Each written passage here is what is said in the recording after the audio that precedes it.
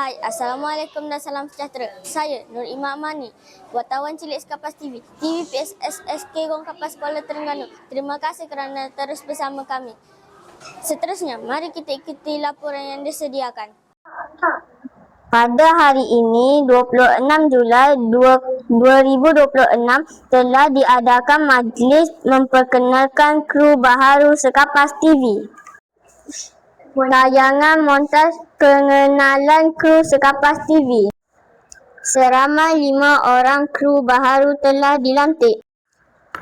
Penyampaian surat pelantikan telah disempurnakan oleh Tuan Guru Besar Cikgu Nazli bin Hussein.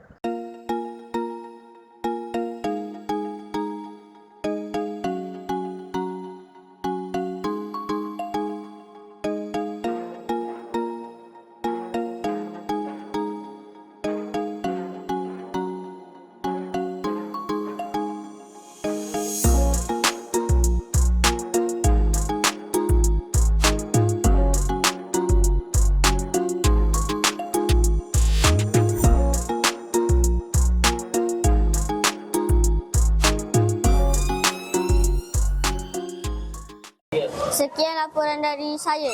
Terima kasih kerana telah menonton Sekapas TV, saluran informasi terkini anda. Jangan lupa like, komen and subscribe channel Sekapas TV. Bye.